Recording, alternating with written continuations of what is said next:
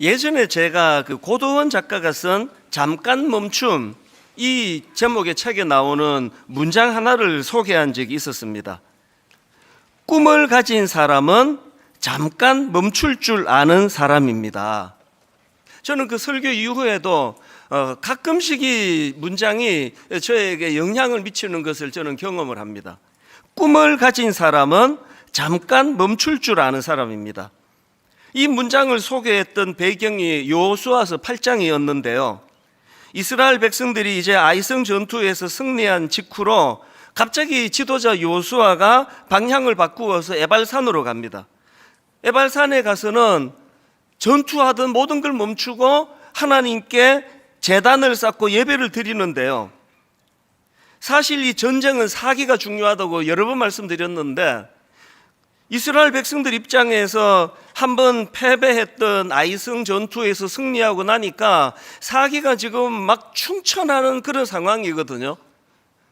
그 기회를 놓치면 안 되는데 왜 지도자 여호수아는 그 상황에서 밀어붙이는 일을 중단하고 갑자기 에발산으로 가 하나님께 예배 드리는 일을 했나? 이게 무슨 의미를 가졌나?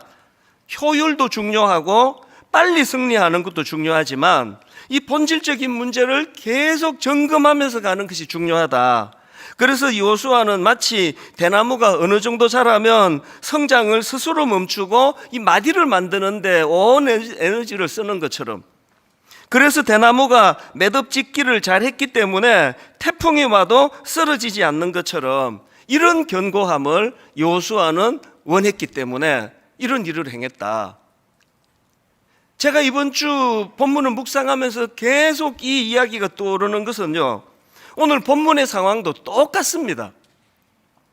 지금 예수님께서 잠시 사역을 내려놓으시고는, 그리고는 지도에 보면은 이스라엘 맨 끝 북단에 있습니다. 그 북단에 위치한 빌립보 가이사랴 지방으로 가셔서 거기서 제자들에게 두 가지 본질적인 질문을 던지십니다. 첫 번째 질문이 오늘 본문 마태복음 16장 13절입니다. 예수께서 빌립보 가이사랴 지방에 이르러 제자들에게 물어 이르시되 사람들이 인자를 누구라 하느냐? 그리고 두 번째 질문이 이겁니다. 15절. 이르시되 너희는 나를 누구라 하느냐? 아니, 왜 예수님은 한창 열정적으로 사역하시다가 잠시 그 사역 현장을 떠나서 빌립보 가이사랴 지방으로 가셔서 제자들에게 이런 질문을 던지십니까? 대나무의 매듭짓기와 똑같습니다. 바로 이런 점검이 병 고쳐주고 귀신을 쫓아내고 여러 가지 기적을 행하시는 이런 일들, 그 의미를 부여하는 이 일이 바로 이게 대나무의 매듭짓기와 같이 중요한 것이기 때문입니다. 그래서 우리가 신앙생활하는 우리도 열심히 교회를 섬기고 봉사하는 거 다 좋은데요, 자꾸 이런 중간중간이 점검을 해야 됩니다. 나는 왜 목사가 되었지? 목사가 돼서 내가 가고 있는 이 길이 잘 가고 있는 길인가? 계속 이런 질문을 저는 하면서 가야 된다고 생각하거든요. 더군다나 지금 예수님께서 제자들을 데리고 가신 그 도시는 로마의 황제 가이사 아구스도가 헤롯 대왕에게 하사한 땅이에요. 그 후에 헤롯 대왕의 아들 헤롯 빌립 2세가 그 도시를 새롭게 정비하면서 그 황제를 기린다는 뜻으로 이름을 바꾸었습니다. 그 지명을. 그래서 황제를 기린다는 뜻으로 가이사랴에다가 자기 이름을 붙여서 그 지역을 가이사랴 빌립보 혹은 빌립보 가이사랴 이렇게 이름을 붙인 곳입니다. 그러니까 그 땅은요, 그 도시 이름부터 시작해서 지금 그 땅은 인간 로마 황제와 헤롯 왕가를 숭배하던 땅이었습니다. 게다가 그곳에 가보면은 화려하고 웅장한 이방 신전, 로마 황제 신전 지금도 있습니다. 그래서 거기가 그 굉장한 관광지가 된 거거든요. 지금 예수님은 이런 화려하고 웅장한 그 신전들이 즐비한 그 우상의 땅에 가셔서 제자들에게 두 가지 질문을 던지십니다. 사람들은 나를 누구라 하느냐? 너희들은 나를 누구라 하느냐?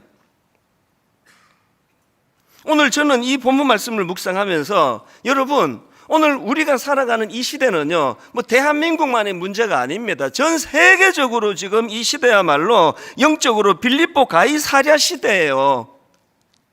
하나님은 온데간데 그들 머릿속에 사라져버리고, 그죠? 눈에 보이는 것들, 물신이라 그러죠. 물신. 얼마나 이 물질을 우리가 섬겼으면 이게 물신이라고.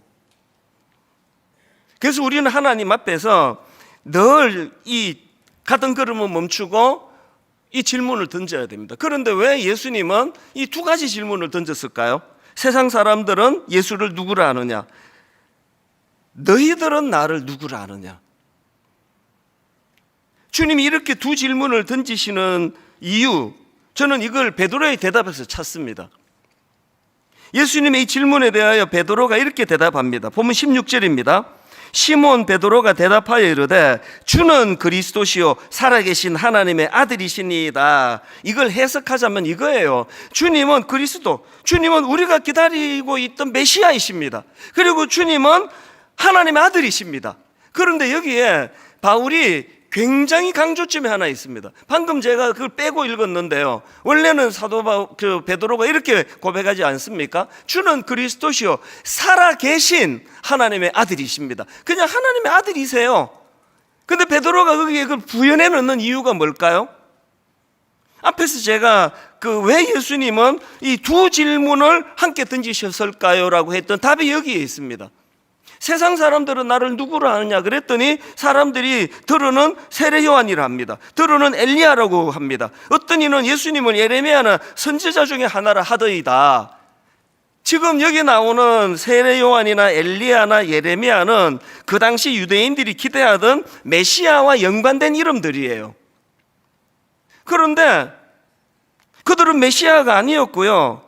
그리고 중요한 건 그들은 다 죽었어요. 다 죽은 사람이에요. 그 세상 사람들은 예수 그리스도를 그런 사람 중 하나라고 그렇게 고백을 하는데, 지금 베드로가 강조하는 건 뭡니까? 아니라는 거죠. 그리스도는 메시아라는 거죠. 그리고 하나님의 아들이라는 거죠. 그리고 더 중요한 게 뭐라고요? 그는 살아계신 하나님의 아들이십니다. 무슨 차이입니까?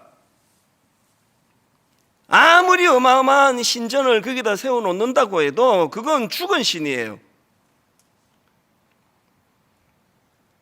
베드로가 세상 사람들과는 완전히 다른 차별화된 답을 드린 게 이거거든요. 주는 그리스도시고 하나님의 아들이신데 살아계신 하나님의 아들이세요. 여러분, 여러분이 신앙을 점검하실 때 이 사실을 점검해야 돼요. 저 같은 모태신앙은요, 그리고 저같이 목회를 한 34년, 5년 한 사람은요, 이게 뭐 정말 헷갈립니다. 내게 믿음이 있나? 이 전부 이론으로 무장하는 거 아니냐고요. 제가 아끼는 후배가 하나 있는데요, 이분도 뭐 나이가 젊지는 않습니다. 제가 이분을 어떻게 알게 됐냐 하면은, 사실 이 후배 목사님은 굉장히 부잣집 아들이에요. 아버지가 뭐 사업을 크게 하고 굉장히 그 부자로 살았는데, IMF 때 이제 이 어려움을 겪게 되는 거죠. IMF 때 이 목사님이 사업이 부도가 나가지고 세상 말로 집이 망해버렸습니다. 그래서 이제 강원도 강릉으로 이사를 가게 되고, 어머니가 그 김밥 장사를 하셨습니다. 이게 보통 분이 아니에요. 바로 며칠 전까지 큰 회사 사장님, 사모님 이런 소리를 듣던 분이 갑자기 길거리로 나서서 김밥 장사하시는 거, 이 보통 분이 아니에요. 그렇게 가정을 다시 일으키려고 참 애를 쓰셨는데, 그 당시로 이 목사님은 아직 그 어린 청소년이다 보니까 감당이 잘 안 됐던 것 같아요. 그래서 굉장히 방황을 많이 한 겁니다. 그리고 또 긴 시간 방황을 한 것 같아요. 이 목사님이 그 23살이 되던 해에 이제 막 견딜 수 없는 그 죽고 싶은 충동이 몰려와가지고 차도로 뛰어든 적도 있대요. 그냥 막 죽어버리는 게 좋겠다. 그렇게 배회하고 방황했던 분인데요, 본인이 고백하기를 그렇게 긴 시간 죽고 싶었고 자살 충동을 느껴 길거리로 뛰어들었던 자기를 주님께서 만나주셨다는 겁니다. 그리고 자기 삶에 소망이 되어주셨대요. 그래서 그때부터 그때부터 이분이 이제 다시 마음의 용기가 또 희망이 찾아와 가지고요, 23살이 되던 해에 차도로 뛰어들어 가지고 자살하려고 했던 이 목사님이 24살이 되던 해에 그때 그 총신대학교에 이제 시험에 응시를 한 겁니다. 24살에 학부 시험을 봤다는 것은 굉장히 긴 시간 방황했다는 이야기 아닙니까? 그런데 그렇게 주님을 만나고 주님이 자기 인생의 주인이 되고부터 이 목사님이 얼마나 의욕을 가지고 막 열심히 공부하고 그랬는지, 이 목사님이 그 총신대학교 졸업할 때 과 수석으로 졸업하고요, 또 신학대학원도 또 수석으로 졸업할 정도예요. 그래서 장학금 받고 외국으로 유학 갈 정도로 실력을 쌓은 겁니다. 근데 제가 이분을 주목하게 된 거는 뭐냐 하면은, 이분이 이제 그 중고등부 사역을 할 때인데요, 제가 이제 이 목사님에 대한 소문을 들은 거예요. 여러분이 아시잖아요, 내가 이 사람 욕심이 많은 거. 그게 좋은 사람이라는데 그만둘 수가 있습니까? 연락을 해가지고 이제 분당 우리 교회에서 같이 일하자 그러면서 제가 콜 했어요. 제가 참 교만한 게요, 내가 부르면 다 오는 거지 이런 생각을 했어요, 솔직히. 처음에는 또 좀 그럴 것 같더라고요. 그러더니 좀 기도해 보겠다 그러고 하더니 안 오겠다는 겁니다. 굉장히 당황했습니다. 안 와? 이유를 보고 제가 이분을 내가 다르게 본 겁니다. 왜 안 오기로 결정을 했냐 하니까요, 사실 분당 우리 교회에 함께 일하고 싶은 마음이 많고 또 그런 열망이 있지만, 그때 자기가 그 중등부지 고등부지를 하고 있는데 뭐 막 큰 규모도 아니에요. 그 지역에 있는 그냥 보편적인 교회인데요, 마음에 하나님께서 그 고등부 애들을 두고 네가 지금 가면 안 된다는 말씀을 자꾸 주신다는 겁니다. 기도할 때마다. 아니 뭐 그 교회를 옮기는 게 나쁘다는 뜻이 아니에요. 바로 그 순간순간 인도하시면 이분이 받는 거죠. 그래서 굉장히 이분을 제가 새로 본 거죠. 제가 이 후배 목사님을 제가 참 나이는 어리지만 제가 늘 가까이서 지켜보는 것은요, 이분에게 중요한 게 두 가지가 있는데, 이분은 신앙 고백을 잘해요. 항상 그런 얘기를 해요. 나는 길거리로 뛰어들어가지고 나 자살하려고 했던 사람이다. 이런 나 같은 걸 건져주시고 인도해 주신 분이 그분이 내 주님이시다. 그리고 또 그걸 막 입에만, 우리 목사들이 자칫 잘못하면은, 여기 저는 우리 교역자들에게 종종 이야기합니다. 자칫하면 우리 약장사 되기 쉽다. 그래서 막 입에 그런 걸 달고 다니는 거, 습관적으로. 이분은 그런 분이 아니에요. 아까 이제 지금도 만나면 그 얘기예요. 참 분당 우리 교회 가고 싶었는데, 그때 내가 갔으면 나한테는 더 좋았을 것 같은데, 근데 하나님께서 자기가 가르치는 그 고등부 아이인지 중등부 아이인지 이 아이들을 두고 가지 말라는 하나님 말씀 때문에 어쩔 수가 없었다고. 하나님의 인도하심을 받는 사람은요, 이게 나한테 유익한가? 이게 손해인가? 그 계산밖에 없는 게 아니에요. 그게 하나님의 인도하심을 늘 거기다가 떠올리거든요. 이게 지금 베드로가 살아계신 하나님의 아들이라는 거거든요. 제가 분당 우리 교회를 40살에 개척을 했거든요. 그때는 제가 진짜 다 성숙하고 막 다 그런 줄 알았습니다. 근데 지금 그때를 돌아보면, 그리고 또 후배들 중에 이제 40살이 된 교역자를 보면은, 야, 내가 참 어렸었구나. 그리고 그 초창기 성도님 여기도 지금 많이 계시는데요, 저 진짜 존경해요.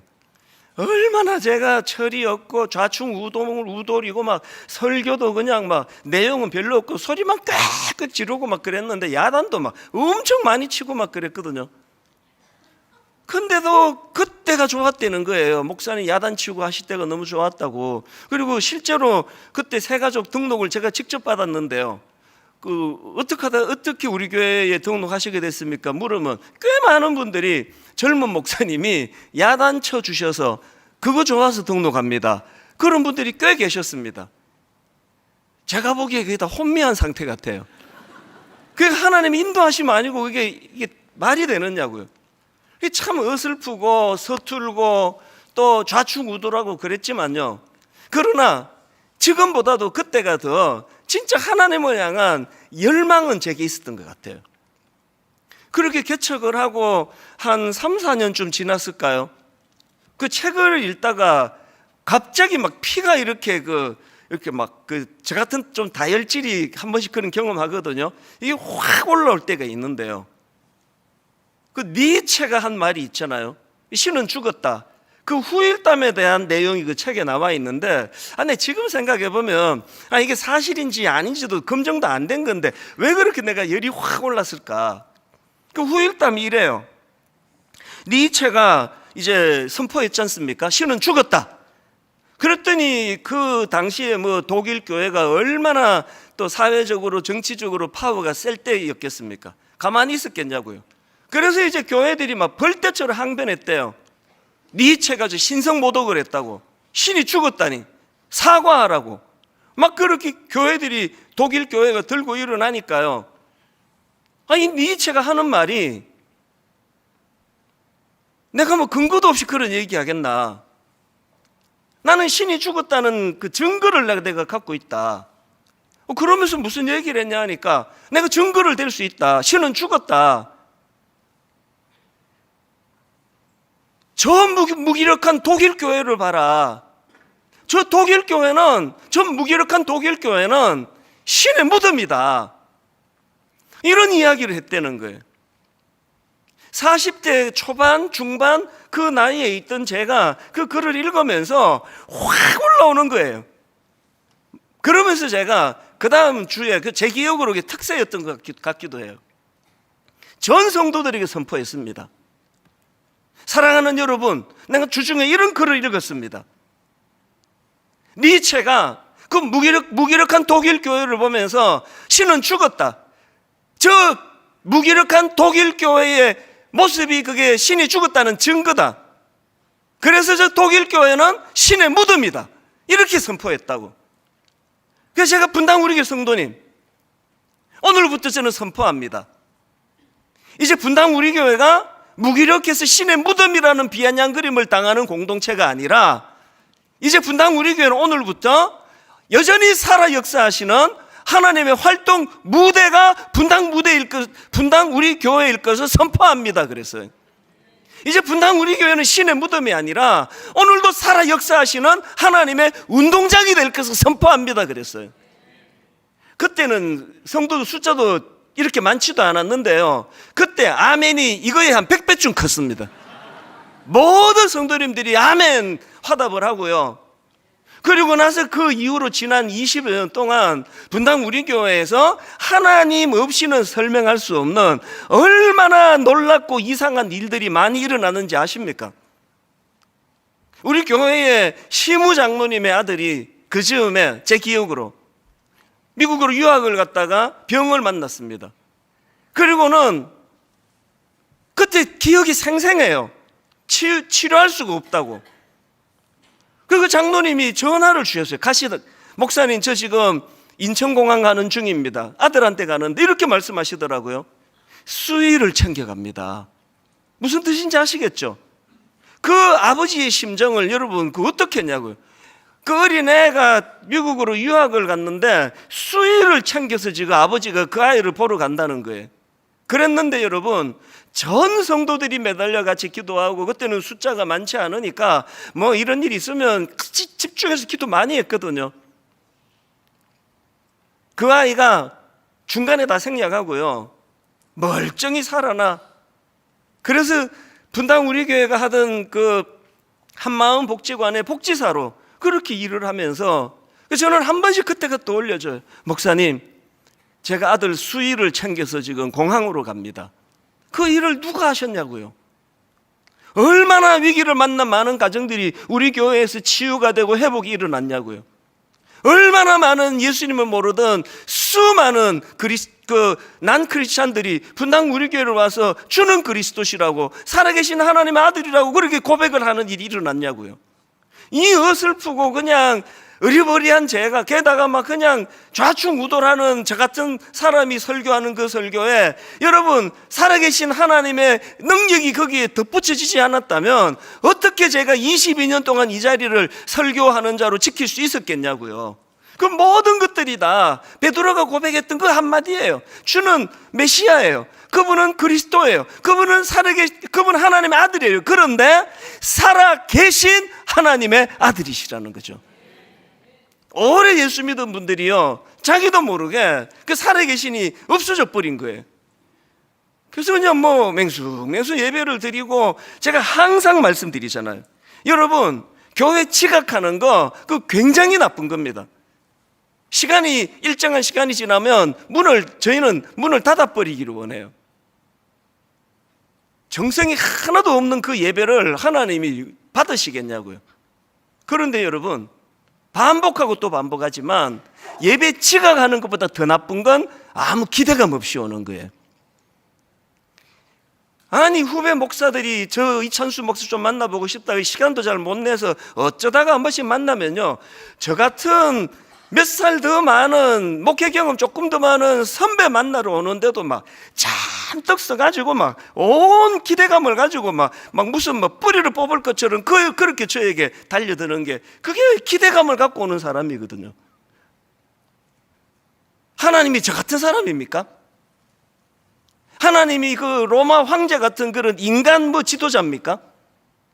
오늘 우리가 진짜 마음으로 회개해야 하고 각성해야 되는 건요, 입으로는 그렇게 말하지만 여러분 입술에서 살아계신이 지금 너무 약해져 가는 거죠. 살아계신 하나님, 일하시는 하나님, 변화시켜 주시는 하나님, 그 죽은 청소년 아이를 멀쩡하게 살아내실 수 있는 그 하나님, 오늘도 그 하나님이 우리의 하나님이 되시기 위해서는, 아까 내 후배 목사 그렇잖아요. 인간적으로 계산해 보면 자기 생각에 지역의 조그마한 교회보다 그래도 대형 교회라고 하는 분당 우리 교회 가는 게 더 나을 것 같고, 이런 거 따지고 저런 거 따져도 분명히 자기는 이제 그 코올리기 같은 애들을 상대하는 것보다 분당 우리 교회로 가는 게 분명히 머릿속으로 더 많고, 본인도 그런 얘기했어요. 진짜 가고 싶었다고. 그런데 이 목사님이 그것을 끝끝내 주저앉힐 수 있었던 것은 이분에게 하나님은 살아계신 하나님이기 때문에, 그래서 하나님이 자기를 인도하시니까 그렇게 거부할 수 없으니까 그렇게 자기 의도하고 생각하고 다른 결정을 하게 되는 거거든요. 지난주에 제가 사례로 들었던 우리 교회 청년부 자매도 마찬가지 아닙니까? 26살의 나이로 미국으로 유학을 떠나가지고 미국에서 학위받고 놀랍게도 미국의 명문대학교의 교수로 섬기게 되었다. 이걸 여러분 어떻게 들으셨어요? 우리 목사했던 미국의 명문대학 좋아해. 명문대학 갔더니 저런 거 예를 들어 이렇게 들으셨습니까? 오해하신 거예요. 아닙니다. 이 자매가 명문대 교수가 됐기 때문에 소개한 게 아니고요, 이 자매의 유학을 가는 그 이전서부터 우리 교회 청년부 시절, 대학부 시절에 그가 어떤 간증을 했고, 걸음마다 하나님의 인도하심을 이 자매가 구했고, 하나님이 기뻐하시는 게 뭔지를 추구하면서 걸어간 길이었기에 아름답다는 거예요. 그 자매가 명문대학 교수가 안 됐다고 초라해지는 거 아닙니다. 여러분의 인생은 지금 누가 인도하고 계세요? 여러분은 저분과 결혼하기로 결정할 때 누구의 인도를 결정했습니까? 자기가 한 것 같죠? 그 배후에 하나님이 계세요. 그 하나님의 인도하심을 자꾸 되돌아보면 전율이 느껴지는 거죠. 제가 그런 경험을 굉장히 많이 하는 사람이거든요. 이제 원래 여러분, 분당 우리 교회 한번 영적으로 일어나기 원합니다. 이제 다시 우리 교회가 부흥을 꿈꾼다고 숫자적으로 부흥으로 오해하지 마십시오. 큰일 날 소리예요. 다시 이제 1만 순도 파송 운동하기 전에 2만 몇천 명으로 우리 만듭시다. 이건 설교도 아닙니다.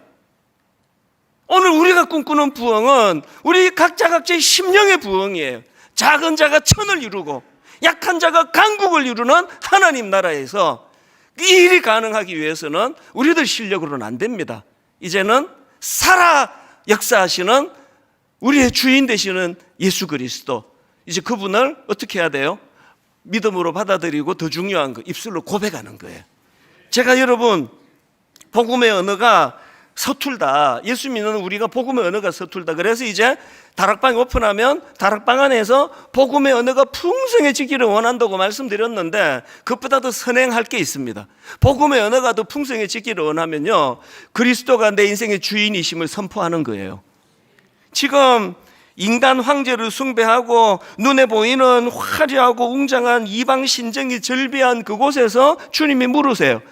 사람들은 나를 뭐라 그러니? 너희들은 나를 누구라 하느냐? 이 고백이 먼저 일어나는 거죠. 주는 그리스도시라고, 내 인생의 주인이 되신다고. 주님은 오늘도 살아 역사하시는 하나님의 아들이시라고. 여러분, 이 고백에서 능력이 나타날 줄로 믿습니다. 한 가지 더 살펴볼 게 있는데요, 제가 먼저 살펴본 거는 이 베드로의 신앙 고백이었다면, 이제 두 번째로 살펴보고 싶은 건 이 고백에 대한 예수님의 반응이세요. 베드로가 주는 그리스도시요 살아계신 하나님의 아들이시라고 고백하니까 예수님이 뭐라고 응수하시는가 하니까 본문 18절을 보십시오. 또 내가 너에게 이르노니 너는 베드로라. 내가 이 반석 위에 내 교회를 세우리니, 이 반석 위에 내 교회를 세우리니 음부의 권세가 이기지 못하리라. 그런데 여러분, 여기 나와 있는 이 반석 위에 내 교회를 세우시겠다 할 때 이 반석에 대한 해석이요, 이게 가톨릭과 기독교를 가르는 분기점이 됐습니다. 여기 나오는 반석이 두 갈로로 해석이 되는데요, 첫 번째 해석이 뭐냐?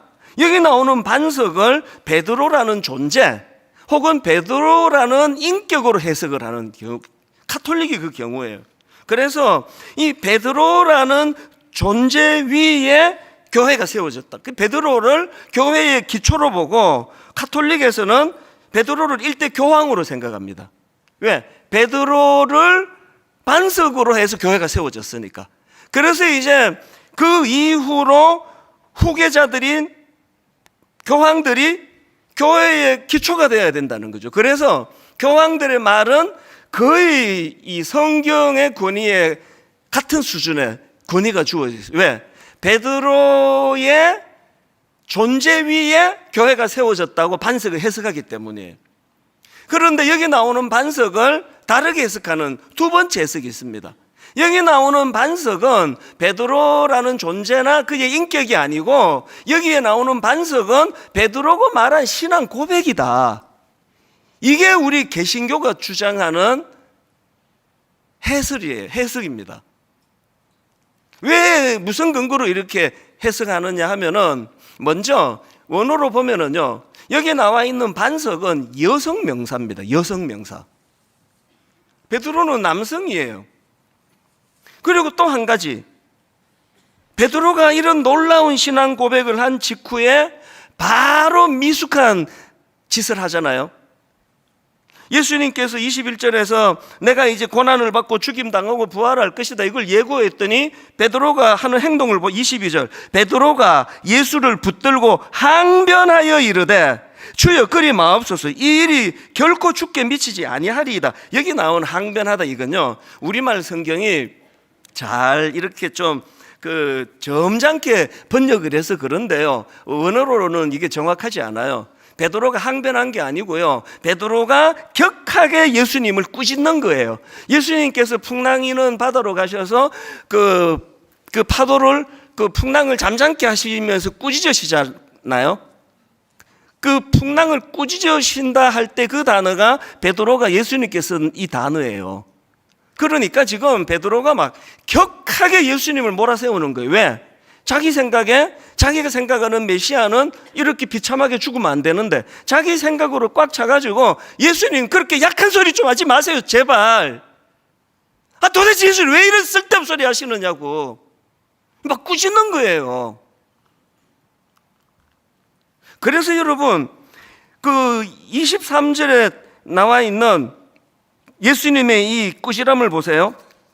베드로가 이렇게 거칠게 항변하니까 23절에서 예수님이, 자 보십시오, 23절, 예수께서 돌이키시며 베드로에게 이르시되 사탄아 내 뒤로 물러가라, 너는 나를 넘어지게 하는 자로다. 내가 하나님의 일을 생각하지 아니하고 도리어 사람의 일을 생각하는도다 하시고, 여기 나오는 너는 나를 넘어지게 하는 자로다, 이게 헬라어로 보면은 스칸달론이라는 단어인데요, 이거 우리말로 그대로 직역하면 걸림돌이라는 뜻이에요. 너는 내게 걸림돌이다, 이 이야기예요. 이게 스칸달론이에요. 왜 주님 이 단어를 썼을까요? 조금 전에 반석, 이 돌이잖아요. 이 반석, 이게 페트라예요. 거기서 베드로가 나왔고요. 조금 전에 그는 반석이었어요. 그는 주님 앞에 걸림돌이 아니라 디딤돌이었습니다. 그랬는데 바로 돌아서서 그의 행동이 걸림돌이 돼버렸어요. 만약에요, 교회가 이 베드로라는 이런 불완전한 인간을 터전으로 세워졌다면요, 오늘 이 교회는 그야말로 페트라와 스칸달론, 반석과 걸림돌, 온탕과 냉탕, 교회가 정신을 차릴 수 없을 겁니다. 그리고 오늘 실제적으로 교회를 한번 보세요.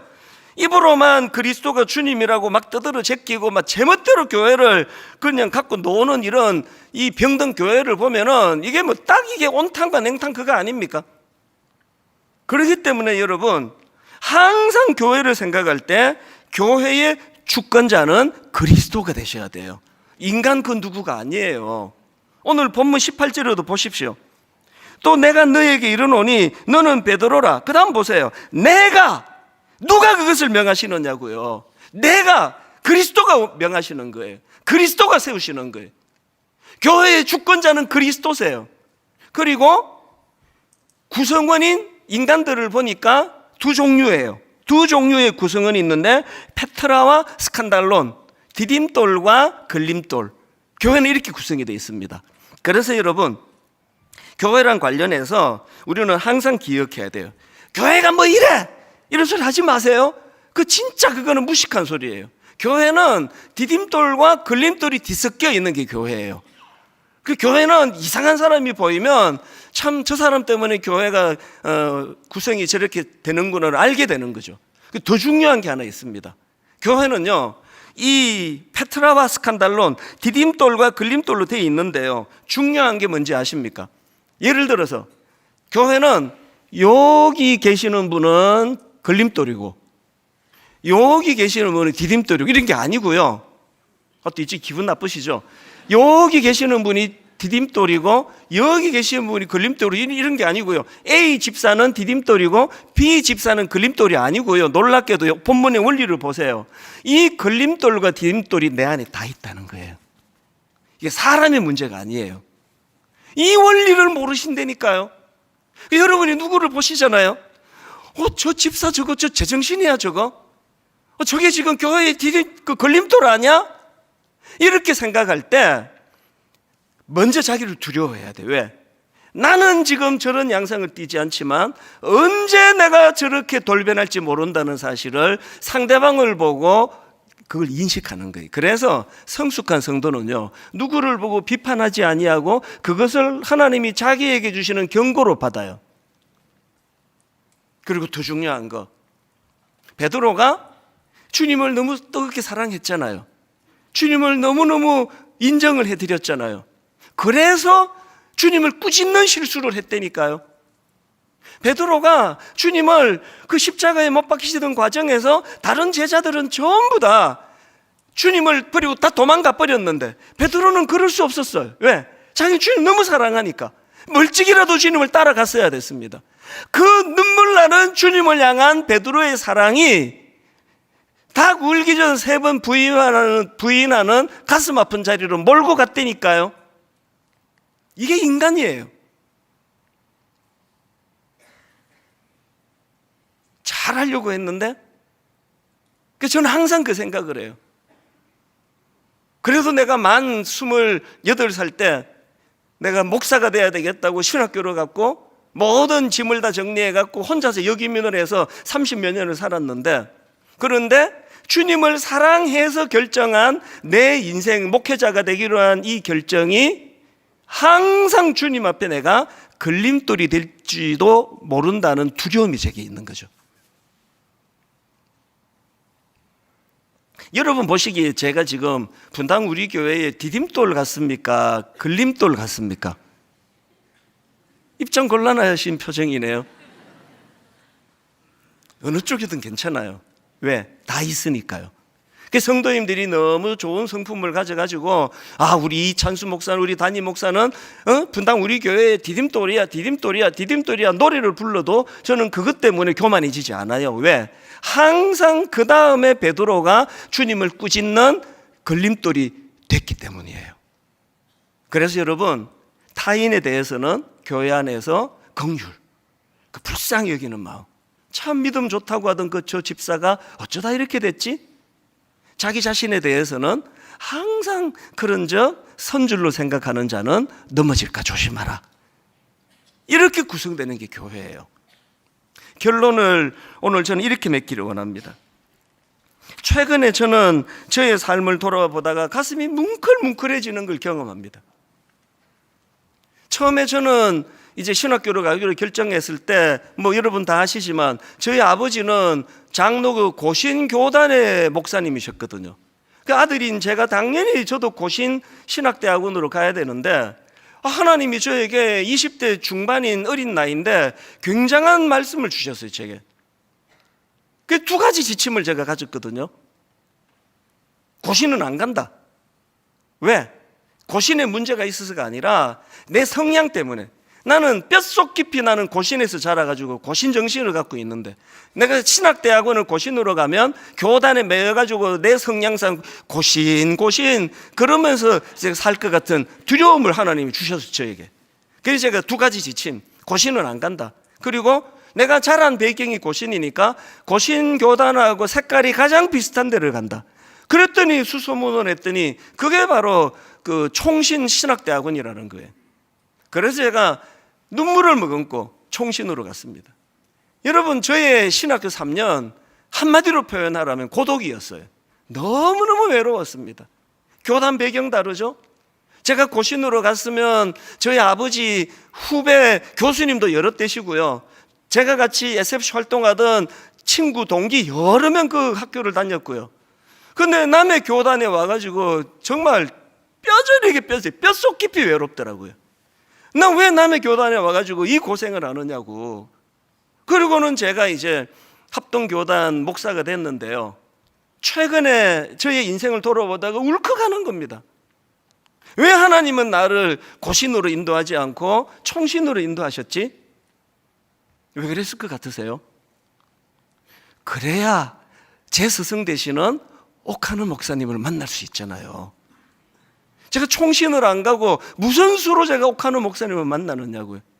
결정적으로 내 인생의 영적인 아버지 되시는 옥하는 목사님을 만나야 했기 때문에 저는 그런 깊은 생각으로 한 거 아니잖아요.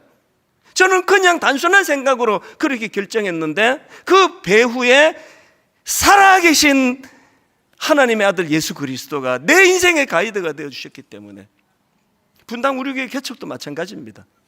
중고등부만 10년 하고 있는 중에 목사님이 개척해라 그랬는데 처음에는 제가 이게 무슨 말인지 그랬는데 그 말씀에 순종하고 그렇게 교회를 개척하고 지금 와서 돌아보면은 40살 되던 그때부터 어리버리하고 어리고 좌충우돌하고 했기 때문에 더 강한 하나님의 견인해 주시는 은혜가 있었기 때문에 비록 좌충우돌 이런 건 했지만 교회가 단 한 번도 저 때문에 흔들린 적이 없잖아요. 어떻게 가능했다고요? 이 교회는 이찬수라는 사람의 인격을 바탕으로 세운 교회가 아니라 우리의 주인 되시는 예수 그리스도, 그분이 반석이 되어 주시기 때문입니다. 결론, 평생 이것만 기억하시면 돼요. 여러분은 의지하는 인생 살아보셨잖아요. 그래서 우리 자꾸 이거 고백해야 돼요. 주는 그리스도시라고. 그리고 살아계신, 오늘도 역사하시는 하나님이시라고요. 여러분과 여러분의 가정과 여러분의 자녀들에게 하나님의 이 은혜가 풍성하게 가이드 되신 하나님의 은혜가 임하는 여러분과 여러분 가정과 분당 우리 교회 되기를 주님 이름으로 축복합니다. 오늘 이 찬양은요, 바로 그 예수 그리스도를 그대로 고백하는 찬양이에요. 당신은 영광의 왕, 당신은 평강의 왕, 당신은 하늘과 땅의 주, 당신은 정의의 아들. 영안을 열고 이 장면을 보셔야 됩니다. 이 화려한 세상은 그 물신이 그 자리를 차지하고 있고, 이 화려한 도성에는 그 베드로 시대로 말하면 인간 교황이 하나님 자리를 차지하고 있지만, 오늘도 영안을 열고 보면 우리 인생의 주인공, 우리 인생의 주인 예수 그리스도시라는 것, 오늘 우리가 이 찬양을 입술로 고백하기 원합니다. 이렇게 찬양합니다. 당신은 영광의 왕, 당신은 영광의 왕, 당신은 평강의 왕, 당신은 평강의 왕, 당신은 하늘과 땅의 주, 당신은 하늘과 땅의 당신은 정의의 아들. 당신은 정의의 아들. 여러분 영안을 열고 천사가 무릎 꿇고, 천사가 우리가 예배하는 이 시간 예배하고 찬송하네. 예배하고 찬송하네. 영원한 생명 말씀, 영원한 생명 말씀. 당신은 예수 그리스도 주, 우리 주인 되시는 그분을 선포합니다. 호산나 다윗의 자손께, 호산나 불러 왕 중의 왕. 높은 하늘에 영광을 예수 주 메시아네. 예배는요 구경 온 게 아니고요, 관람 온 게 아니고요, 그래서 예배 받다 이런 표현은 가급적 안 쓰는 게 좋습니다. 예배는 드리는 거예요. 그래서 여러분이 오늘 말씀이 뭐 내게 와닿네, 괜찮네, 깨달아서 흡족해, 오길 잘했어가 아니고요, 드려지는 거예요. 노래방에서 부르는 건 날 위해서 부르는 거고요, 예배 시간에 드리는 찬양은 하나님께 드리는 거예요. 뜨거워지면 옆에 분에게 방해가 되지 않도록 한쪽 손이라도 드세요. 마음이 뜨거워지면 일어나서 찬양해도 돼요. 뒤에 분에게 방해가 될까봐 안 일어날 뿐입니다. 하나님 앞에 이것이 곡조가 있는 우리 신앙 고백이 되기 원해요. 주님은 내 인생의 그리스도신데 그분은 오늘도 살아계신 분이에요. 그분은 역사하는 분이에요. 여러분에게 임하지 않는다고 죽은 분이 아닙니다. 오늘도 저를 포함해서 수많은 사람들이 살아계신 주님의 인도하심을 누리고 있거든요. 우리 이제 여기 당신이라는 표현 대신에 주님 그대로, 주님은 영광의 왕, 주님은 평강의 왕, 주님은 하늘과 땅의 주. 우리 이렇게 한 번 더 찬양을 올려드리기 원합니다. 주님께 전 신령과 진정으로 드려지는 찬양이 되기 원합니다. 주님은 영광의 왕, 주님은 영광의 왕, 주님은 평강의 왕. 주님은 평강의 내 온 영혼이 주님을 향하여, 주님은 하늘과 땅의 주. 그 주님만을 집중하며, 주님은 정의의 아들. 주님은 정의의 아들. 영안을 열고 천사가 무릎 꿇고 천사가 무릎 꿇고 예배하고 찬송하네. 예배하고 찬송. 영원한 생명 말씀, 영원한 생명. 우리 모두 한번 전심을 다하여 선포하기 원합니다. 주님은 예수 그리스도 주, 그분을 찬양합니다. 호산나 다윗의 자손께, 호산나 불러 왕 중의 왕. 높은 하늘에 영광을 예수 주 메시아네. 주님은 영광의 왕,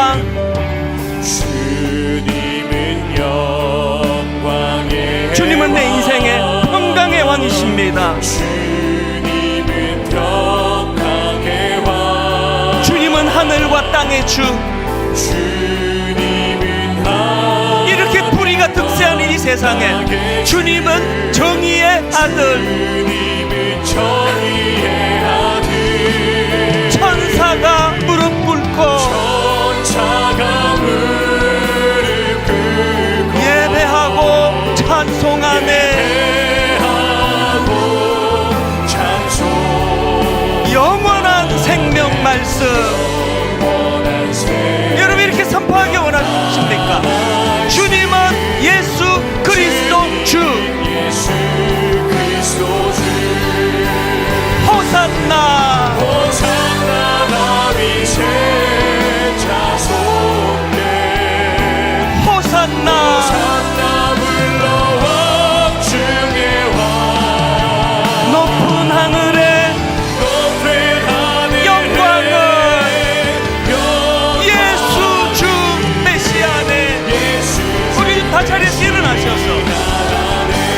호산나 다윗의 자손께 다윗의 자손께 호산나 불러 왕 중의 왕 중의 왕 높은 하늘에 영광을 예수 주 메시아 안에 우리 마지막으로 온 전심을 다하여 호산나 다윗의 자손께 다윗의 자손께 호산나 불러 왕 중의 왕 높은 하늘에 영광을 예수 주 메시아 안에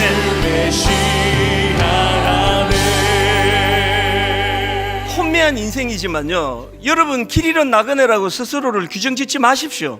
여러분에게 가이드가 계십니다. 제 후배 목사처럼 아버지 사업이 망하고 엄마는 김밥을 팔아서 장사를 하시는데 그 어머니가 얼마나 훌륭한지 아십니까? 그런 과정에서도 저녁마다 100일 작정 기도를 하시면서 하나님 앞에 가정을 살려달라고, 그래서 그런 훌륭한 목회자가 그 가정에서 배출이 되는 거거든요. 참 겪을 때는 아팠고, 겪을 때는 이 일이 가시밭길이었고, 겪을 때면 참 이거 피했으면 좋을 뻔한 길이었는데 돌아와서 정리를 해보면 이 길이 하나님의 인도하심이 연단의 과정이었구나, 여기에서 내가 참 성숙한 그리스도인으로 성장하는 과정이 있었구나. 우리 한번 하나님 앞에 기도할 때, 하나님, 버려진 그런 존재로 살아가지 않기 원합니다. 그리스도는 살아계신 분이시고 그분은 오늘도 나를 인도해 주시는 나의 주인이 되십니다. 우리 한번 하나님 앞에 목소리를 높여서 우리 가정과 우리 자녀들과 우리 교회와 여러분 자신의 영혼을 위하여 서로 하나님 축복하며 기도합니다. 같이 기도하시겠습니다. 살아계신 하나님 아버지, 하나님 아버지, 이 시간 주님을 찬양합니다. 살아계신 하나님, 이 시간 주님의 이름을 높여드리기를 원합니다. 하나님, 인간 황제가 왕이라고 생각하고 인간 황제가 신이라고 생각하며 하나님 온갖 것들이 그 이스라엘 백성들을 엉뚱하게 창조하며 이끌는 시대에 하나님 가이사라 빌립보에서 베드로가 주님 이름을 높여드리며 주는 그리스도시요 살아계신 하나님의 아들이시라고 선포할 수 있게 해주십니다. 아버지, 이것이 바로 하나님의 인도하심이 있을 줄 믿습니다. 하나님 교회는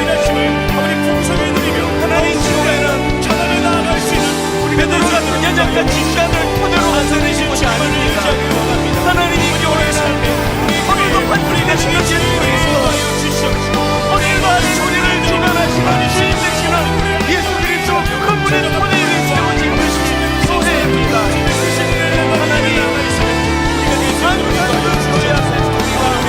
아름다운 베드로의 신앙 고백이 넘쳐나게 하여 주시옵소서. 주는 그리스도시라고, 살아계신 하나님의 아들이시라고, 주는 그렇게 입술로 고백하는 아름다운 교회가 되게 하여 주시옵소서. 호산나, 호산나 다윗의 자손께,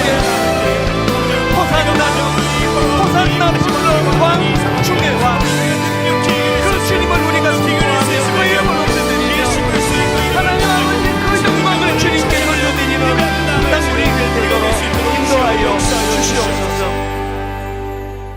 하나님, 지난 한 주간 참 메마르고 내 심령이 너무 드라이해져서 목마름과 고갈을 느꼈는데 주인 되시는 주님 어김없이 이곳에 불러주셔서 영혼을 촉촉히 적셔주시니 주님께 감사를 드립니다. 하나님, 교회는 인간 베드로를 토대로 만든 것이 아닙니다. 아버지, 교회는 반석 되시는 예수 그리스도, 그분을 토대로 세워진 교회이기 때문에 하나님, 우리는 모두가 다 겸손히 아버지, 내가 걸림돌이 되었다가 디딤돌이 되었다가 가변적인 존재인 것을 기억하고, 하나님, 교회에서 만나는 허물 많은 상대방을 보면서 비난하고 손가락질하고 뒷담화하는 것이 아니라 나도 언제든지 저렇게 될 수 있음을 두려워하고 긴장하면서, 그리고 그를 긍휼히 여기면서 그렇게 서로가 보듬어 디딤돌의 길로 나아가려고 애쓰는 곳이 교회인 줄 믿습니다.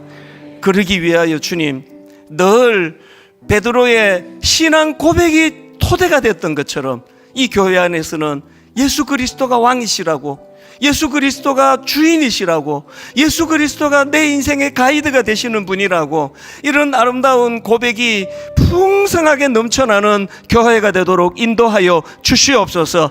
이번 한 주간 세상살이 가운데에서도 오늘도 내 인생의 주인 되시는 그분과 함께 동행하는, 그래서 비록 힘들고 지치고 버거운 일을 만나 허덕이는 경우는 있다 할지라도, 어떤 경우라도 실족하고 자빠지면 일어나지 못하고, 이런 초라한 일은 우리 인생에 일어나지 않을 줄로 믿습니다. 한 주간 그 주님 의지하여 넉넉히 승리하는 아름다운 한 주간 되게 하여 주시옵소서.